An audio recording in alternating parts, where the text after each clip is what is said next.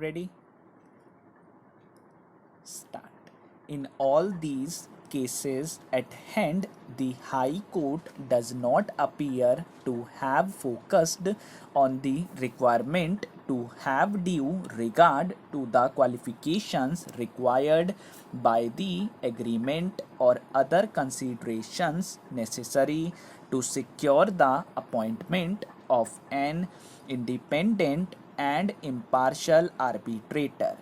It needs to reiteration that appointment of the arbitrator or arbitrators named in the arbitration agreement is not a must, but while making appointment, the twin requirements of subsection 8 of section 11 have to be kept in view, considered and taken into account.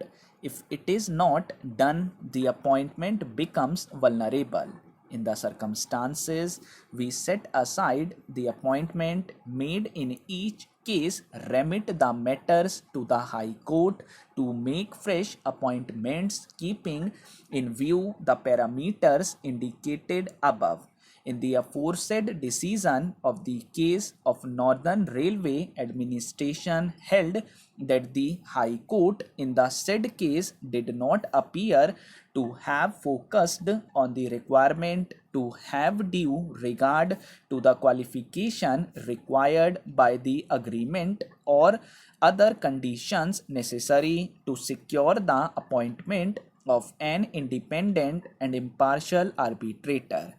In the aforesaid decision, this court also concluded that since the requirement of subsection 8 of section 11 was not at all dealt with by the High Court in its order, the appointment of an arbitrator without dealing with subsection 8 of section 11 of the Act became vulnerable, and accordingly such appointment must be set aside. Similar is the position in this case. In this case also, before appointing an arbitrator under section 11 of the Act, the High Court had failed to take into consideration the effect of section 11 of the Act as was done in Northern Railway Administration. In view of the discussion made herein above, and particularly in view of the principles laid down by this court in Northern Railway Administration, we set aside the impugned order and remand the case back to the High Court for fresh decision of the application under section 11 of the Act, and while considering the application afresh, the High Court is directed to take into consideration the aforesaid decision of this court.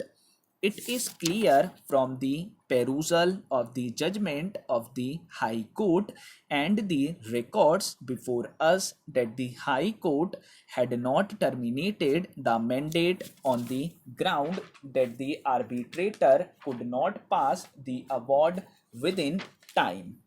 The appellant, along with 6 others, was prosecuted for commission of offences punishable under section 148 IPC. The appellant and other accused attacked D. Two of the accused gave lathi blows on his back, and as he fell down, the appellant gave a knife blow on left side of his chest. That accused R also gave knife blows to him. PW2 further stated that when he and his uncle tried to save D, accused R gave a knife blow on his left hand thumb, and 2 other accused gave him 5 lathi blows. His uncle was also stated to have received a lathi blow on his head.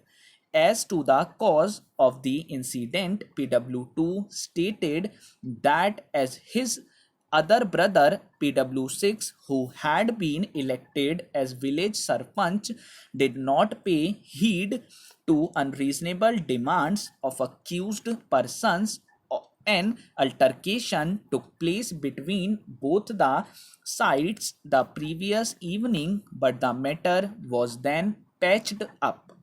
The post-mortem examination of the body of D was conducted, and it indicates that one stab wound on the left side of the chest as the cause of death, and the three other injuries as post-mortem in nature. The trial court convicted and sentenced the appellant under Section 302 and 324 IPC. Three other accused were convicted and sentenced under Section 323 IPC. The remaining three were acquitted of all the charges. By a separate judgment, the appellant was also convicted under Section 25 of the Arms Act and was sentenced to the period already undergone. The High Court upheld the judgments of the trial court. Aggrieved, the appellant filed criminal appeal challenging his conviction and sentence under Section 302 and 324 IPC, and criminal appeal number 132 of 2007 challenging his conviction under Section 25 Arms Act.